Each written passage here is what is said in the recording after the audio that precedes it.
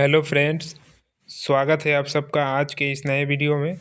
आज के वीडियो में बात करने वाले हैं MJC MIC MDC third Hindi के यूनिट 1 के बारे में, जो कि थर्ड सेमेस्टर में पढ़ना है। तो जिनका भी एमजेसी एमआईसी एमडीसी थर्ड में हिंदी है, उनके लिए यह वीडियो होने वाला है।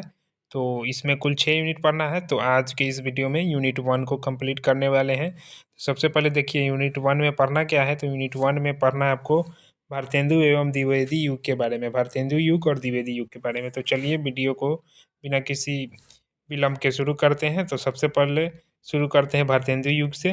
तो देखिए भारतेंदु युग, ठीक है।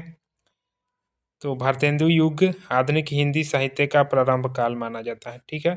तो भारतेंदु युग क्या है? भारतेंदु युग जो है आधुनिक हिंदी साहित्य का प्रारंभिक काल है, ठीक है। तो आधुनिक हिंदी साहित्य का प्रारंभिक काल किसे माना जाता है? तो भारतेंदु युग को माना जाता है, ठीक है। आते हैं भारतेंदु। अब पहले भारतेंदु जो है, भारतेंदु युग किनके नाम पे पड़ा है? तो ये जो है भारतेंदु हरिश्चंद्र जी के नाम पे पड़ा हुआ है। तो चलिए पहले भारतेंदु हरिश्चंद्र जी को जानते हैं क्या है। तो भारतेंदु हरिश्चंद्र परिचय। भारतेंदु युग को आधुनिक युग साहित्य का जन्म काल कहा जाता है। देखिए भारतेंदु हरिश्चंद्र के बारे में है। तो परिचय में देखिए क्या है। परिचय में आपका है कि भारतेंदु युग को आधुनिक हिंदी साहित्य का जन्म काल कहा जाता है। यह काल हिंदी साहित्य में नव जागरण, राष्ट्रीय चेतना, समाज सुधार और खड़ी बोली गद्य के विकास का समय है, ठीक है। आगे आते हैं। आगे है समय सीमा। अब इसका समय सीमा क्या है सो देखते हैं। तो इसका समय सीमा की अगर बात किया जाए, किसका? भारतेंदु युग का, तो इसका समय सीमा जो है ना, वो है 1868 ईस्वी से लेकर 1900 ईस्वी तक। कब से कब तक है इसका काल? 1868 ईस्वी से लेकर 1900 ईस्वी तक भारतेंदु युग। इस युग में पहली बार साहित्य को क्या है? इस युग में पहली बार साहित्य को समाज से जोड़ा गया, ठीक है।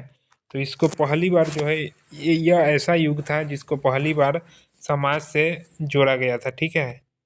कब जोड़ा गया था? इस युग में पहली बार साहित्य को जो, तो ये जो इस युग का ये पहला साहित्य था भारतेंदु युग, जिसे समाज से जोड़ा गया था, ठीक है। याद रखिएगा। उसके बाद देशभक्ति को महत्व मिला। इस युग में देशभक्ति को जो है महत्व मिला। उसके बाद अंधविश्वास और कुरीतियों का विरोध हुआ। इसके साथ साथ और क्या हुआ? अंधविश्वास व कुरीतियों का विरोध हुआ भारतेंदु युग में, ठीक है। अब बात करते हैं कि इस युग का नाम भारतेंदु युग क्यों पड़ा। तो वो देख लेते हैं। इस युग का नाम भारतेंदु हरिश्चंद्र के नाम पर रखा गया, ठीक है। तो ये जो भारतेंदु युग है ना, ये किनके नाम पर रखा गया? हरिश्चंद्र जी के नाम पे रखा गया है, भारतेंदु हरिश्चंद्र के नाम पर। क्योंकि वे इस युग के नेता और मार्गदर्शक थे। क्योंकि जो है ना, वे इस युग के मार्गदर्शक और एक अच्छे नेता थे। आधुनिक हिंदी गद्य पद्य की, और इन्होंने ही आधुनिक हिंदी गद्य पद्य की नींव रखी। किन्होंने? भारतेंदु हरिश्चंद्र ने, ठीक है। पत्रकारिता, नाटक, कविता, निबंध हर क्षेत्र में योगदान दिया। किसने? किन्होंने? तो ये भारतेंदु हरिश्चंद्र जी ने जो है पत्रकारिता, नाटक, कविता, निबंध आदि हर क्षेत्र में योगदान दिए, ठीक है। इसलिए इन्हें कहा जाता है आधुनिक हिंदी साहित्य के जनक। इसलिए जो है इन्हें आधुनिक हिंदी साहित्य का जनक कहा जाता है, यानी कि भारतेंदु युग का जनक कहा जाता है। तो भारतेंदु अ, तेंदु भारतेंदु युग को ही क्या कहा जाता है? आधुनिक हिंदी साहित्य कहा जाता है इसको, प्रथम आधुनिक हिंदी साहित्य। तो इनके जनक कौन है? तो इनके जनक है भारतेंदु हरिश्चंद्र जी। अब बात करते हैं भारतेंदु युग की प्रमुख विशेषता। तो अब जो ये भारतेंदु हरिश्चंद्र द्वारा जो इनके जनक है भारतेंदु युग के, तो इसकी क्या विशेषता है इसको देखते हैं। तो चलिए, पहला भारतेंदु युग का पहला विशेषता ये है, देखिए क्या है? राष्ट्रीय चेतना, ठीक है। राष्ट्रीय चेतना है इसका सबसे पहला विशेषता। अंग्रेजी शासन के खिलाफ भावना। ये जो राष्ट्रीय चेतना हुआ, हिंदी को राष्ट्रभाषा बनाया गया, राष्ट्रभाषा के रूप में सोचा जाने लगा। तो अंग्रेजी शासन के खिलाफ क्या हुआ? भावना जगा। देशभक्ति की कविताएं आने लगी। भारत की दुर्दशा का चित्रण हुआ, वो भी अपने भाषा, वो भी हिंदी में। उदाहरण के लिए भारत दुर्दशा, एग्जाम्पल के लिए भारत दुर्दशा देख लीजिए। अब देखिए दूसरा विशेषता है सामाजिक सुधार।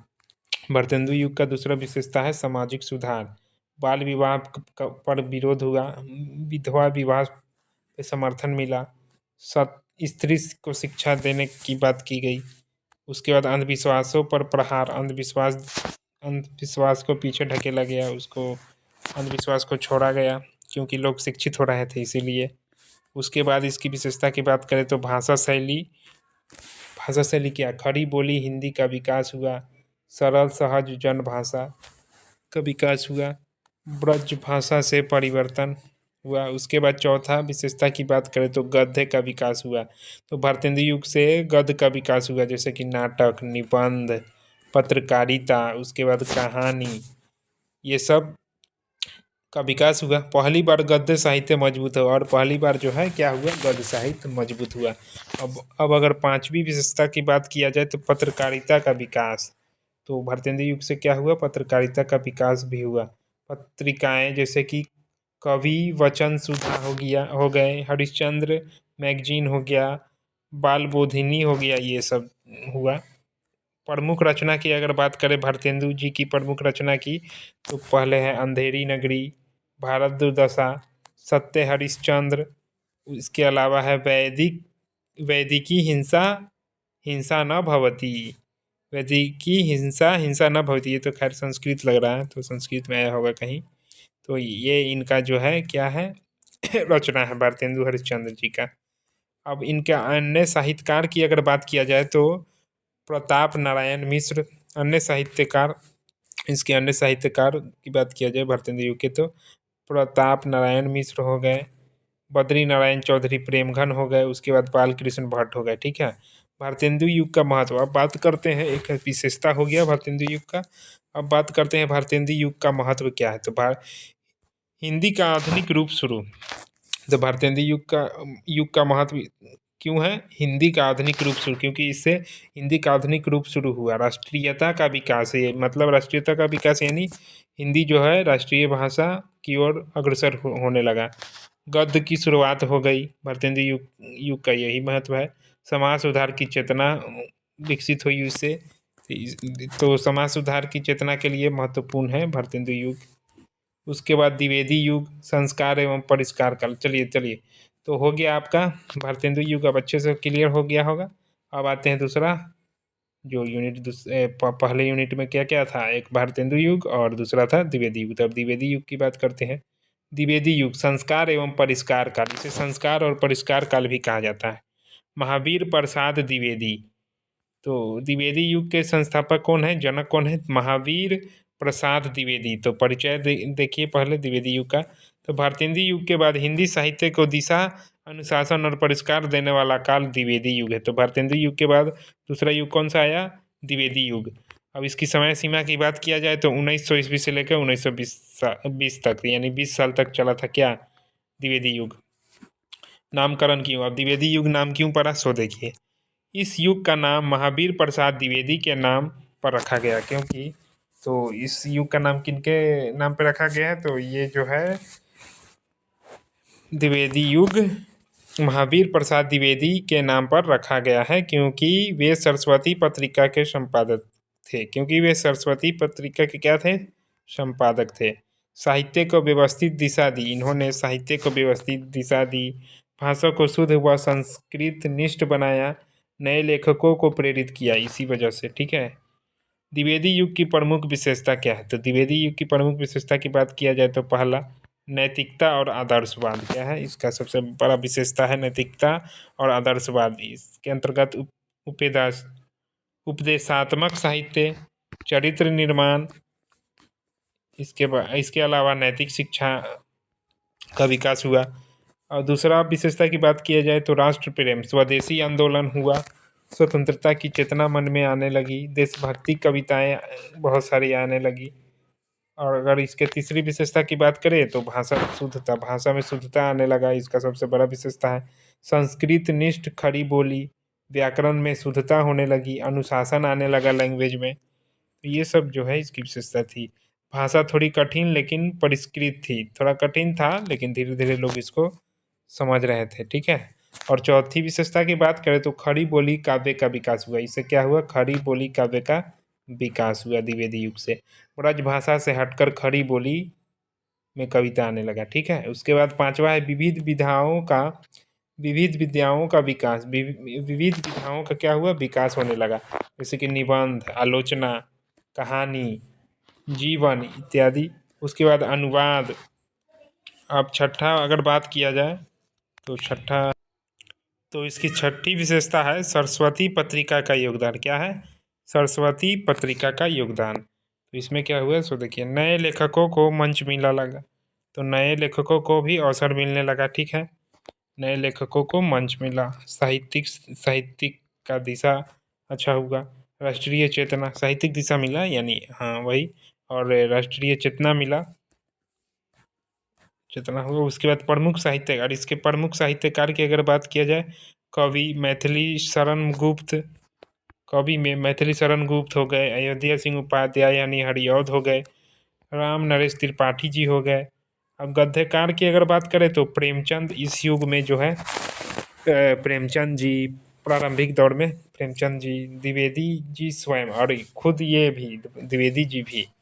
द्विवेदी युग का महत्व, द्विवेदी युग का क्या महत्व है सो देखिए, हिंदी भाषा का परिष्कार में इसका बहुत ज़्यादा महत्व है, साहित्य में अनुशासन के लिए यह महत्वपूर्ण है, खड़ी बोली काव्य स्थापित के लिए यह महत्वपूर्ण था, राष्ट्रीयता मजबूती के लिए जो है ये महत्वपूर्ण है। कौन? द्विवेदी युग। भारतेंदु युग बनाम अब देखिए, द्विवेदी युग और भारतेंदु युग दोनों देख लिए। अब दोनों में कुछ डिफरेंस देखते हैं कि दोनों में क्या था। तो भारतेंदु युग बनाम द्विवेदी युग, तुलना की अगर बात किया जाए डिफरेंस इसमें क्या, दोनों में क्या तुलना देखने को मिलता है, तो आधार भारतेंदु युग द्विवेदी युग देखिए। तो समय, सबसे पहले समय, तो भारतेंदु युग का समय क्या था? 1868 से 1900, और द्विवेदी युग का क्या था? 1900 से 1920। तो ये जस्ट इसके बाद ही आया था, भारतेंदु के बाद ही द्विवेदी आया था।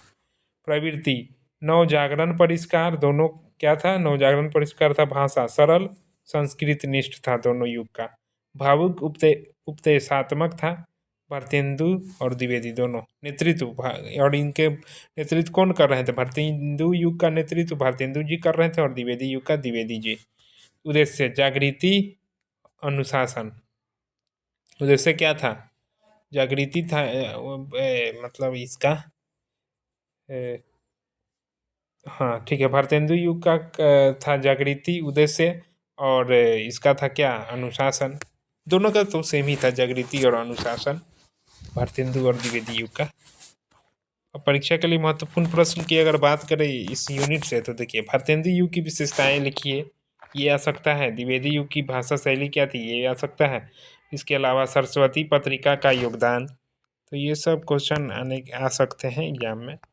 दीर्घोत्तरीय में अगर देखिएगा तो भारतेंदु युग का विस्तृत विवेचना कीजिए, द्विवेदी युग का मूल्यांकन, दोनों युगों की तुलना। अब ये भी पूछ सकता है अंत में कि हाँ, क्वेश्चन में पूछ सकता है कि दोनों युग में क्या अंतर है बताइए। याद रखने का तरीका अगर देखें तो भारतेंदु जागृति पे आधारित था और द्विवेदी जो है सुधार प्लस अनुशासन पे आधारित था, ठीक है।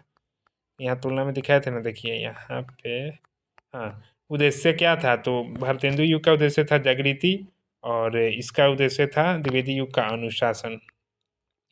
ये बड़ा डिफरेंस है, ठीक है। और भाषा में सरल था कौन? भारतेंदु युग में जो भाषा था सरल था, और द्विवेदी युग में संस्कृत निष्ठ था, और प्रवृत्ति क्या था? नवजागरण था। किसका? भारतेंदु युग का प्रकृति क्या था? नवजागरण। और द्विवेदी युग का प्रवृत्ति क्या था? परिष्कार। और इसका सरल, इसका संस्कृत निष्ठ, इधर इसका भावुक था और इसका उपदेशात्मक था। इधर भारतेंदु था और ये द्विवेदी जी थे, ये जागृति था और ये अनुशासन था। ये कुछ मिस्टेक है टाइपिंग में, यहाँ पे टेबल टाइप में होना चाहिए था। ये जो इधर वाला पार्ट है ये भारतेंदु युग का है, और ये इधर वाला जो पार्ट है ये द्विवेदी युग का है। तो ये ध्यान में रखिएगा सही से, ठीक है। यही था भारतेंदु युग और द्विवेदी युग जो यूनिट 1 में पढ़ना था। अब इसके अगले वीडियो में यूनिट 2 को देखेंगे। तब तक के लिए धन्यवाद।